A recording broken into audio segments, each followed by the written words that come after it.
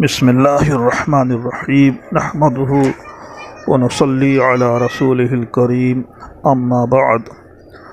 معزز سامعین و سامعات، حرکت الدفاع عن السنہ یوٹیوب چینل میں آپ سب کا پرتپاک استقبال ہے۔ آج کی مجلس میں ہم ایک قادیانی مبلغ شمس الدین کے خط کا جائزہ لے رہے ہیں اور اس کا جواب دے رہے ہیں۔ اس کے بعض نکات کو آپ کے سامنے پیش کر رہے ہیں۔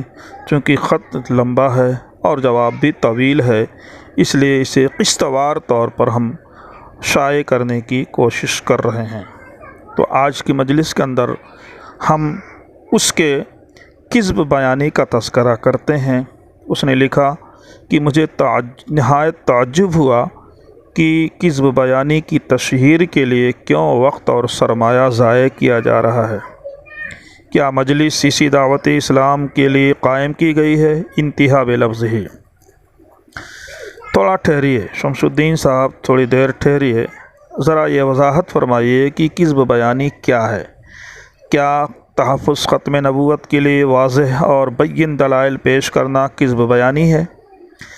کیا امام الانبیاء صلی اللہ علیہ وسلم کے خاتم ہونے پر سورج سے زیادہ روشن دلائل، آیات وغیرہ کا نقل کرنا کذب بیانی ہے؟ کیا ختم نبوت پر صحیح احادیث و آثار کو پیش کرنا کذب بیانی ہے؟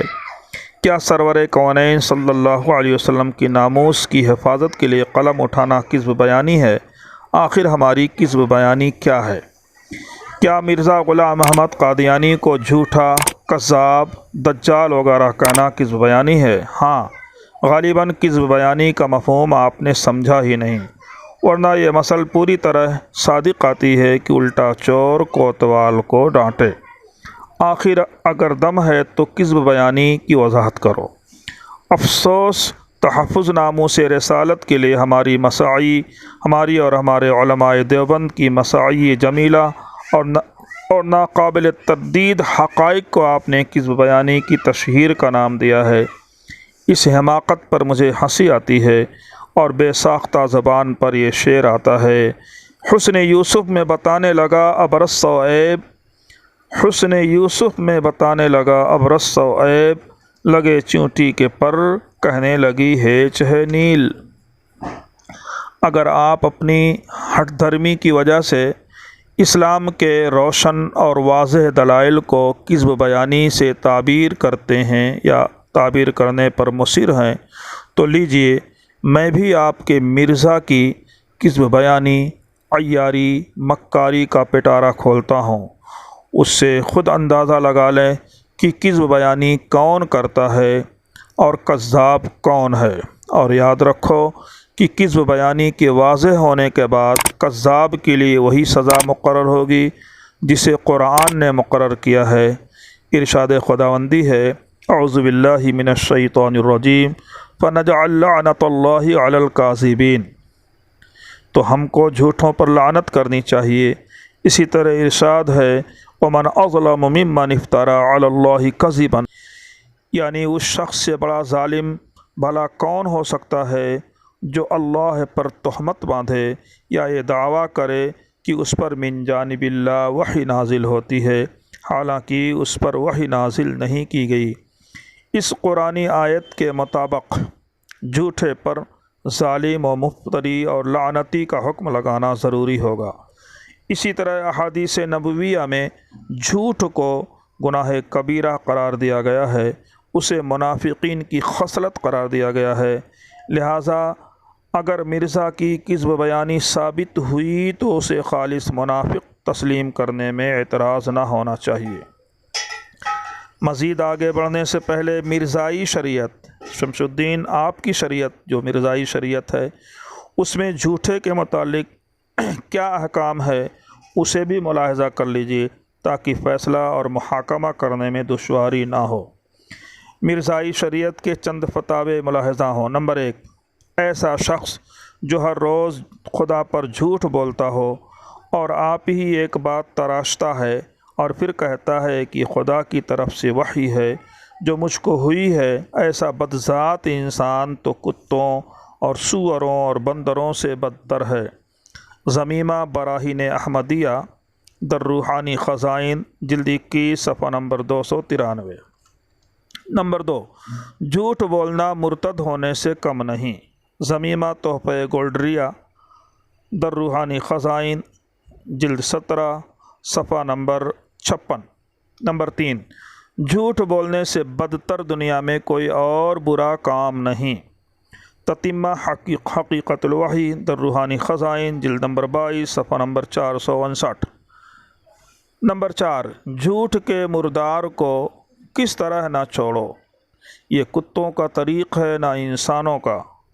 حوالہ انجام آتھم در روحانی خزائن جلد 11 صفحہ نمبر 43۔ نمبر 5، وہ کنجر جو ولد الزنا کہلاتے ہیں وہ جھوٹ بولتے ہیں، جھوٹ بولتے ہوئے نہیں شرماتے۔ حوالہ شہنہ حق روحانی خزائن جلد 2 صفحہ نمبر 386۔ آمدم برسر مطلب۔ شمس الدین صاحب بندہ نے یہاں صرف بطور نمونہ مرزا کے چند اقوال نقل کیے ہیں جو یقیناً بڑی اہمیت کے حامل ہیں۔ آپ کے لیے بھی اور ہمارے لیے بھی ان اقوال کی روشنی میں ثابت ہوا کہ جھوٹا انسان نبی و رسول تو درکنار، وہ انسانیت کی سطح سے گر کر کتوں، سوروں اور بندروں سے بھی بدتر ہو جاتا ہے، اور جو لوگ بے شرمی سے جھوٹ بولتے ہیں وہ کنجر اور ولد الزنا ہوتے ہیں۔ جھوٹ بولنے والا مرتد سے کم نہیں، جھوٹ سے برا کوئی اور کام نہیں۔ جھوٹ مردار کتوں کا طریق ہے۔ بندہ نے جھوٹ کی مذمت میں قرآن اور حدیث کو پیش کرنے کی ضرورت محسوس نہیں کی، کیونکہ آپ لوگ تو مرزا کے اقوال کو من و عن سچا جانتے ہیں اور اس کی صداقت اور حقانیت پر ایمان لاتے ہیں۔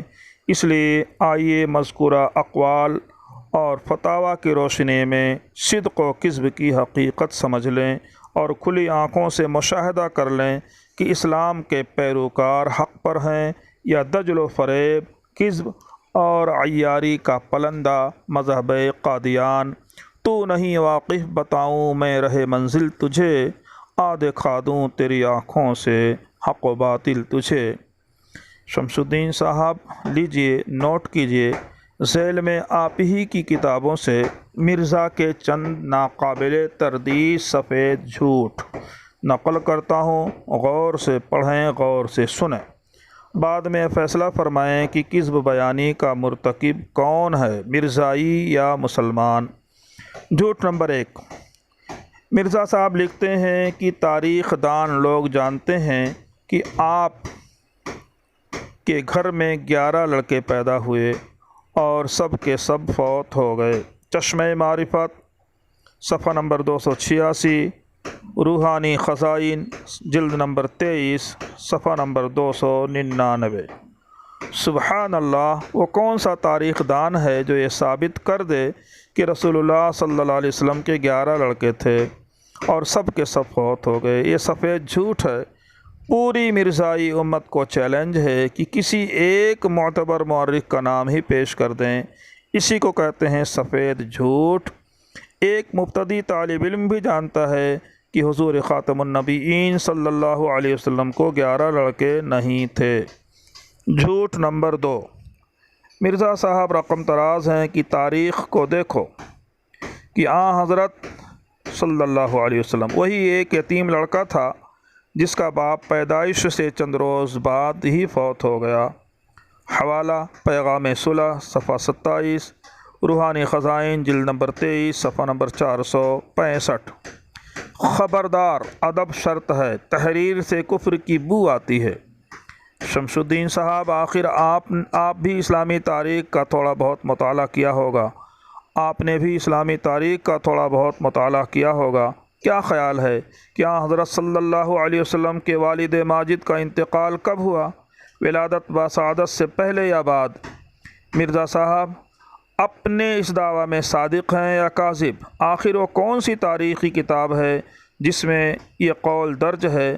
غور کر کے حوالہ عنایت فرمائیں، ورنہ یہاں بھی مرزا کی کذب بیانی کو تسلیم کریں۔ آج کی مجلس میں مرزا کے یہ 2 جھوٹ کا تذکرہ کیا گیا ہے۔ انشاءاللہ العزیز کل کی مجلس میں مرزا کے تیسرے اور چوتھے اور 5ویں جھوٹ کا تذکرہ کیا جائے گا، اور اس طرح مرزائیوں کو کذاب، دجال، مرتد ثابت کیا جائے گا۔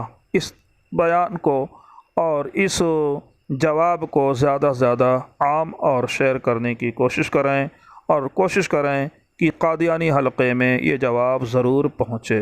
آج کی مجلس کے لیے بس، انشاءاللہ آئندہ کی مجلس میں اسی موضوع پر گفتگو کی جائے گی۔ السلام علیکم ورحمۃ اللہ وبرکاتہ۔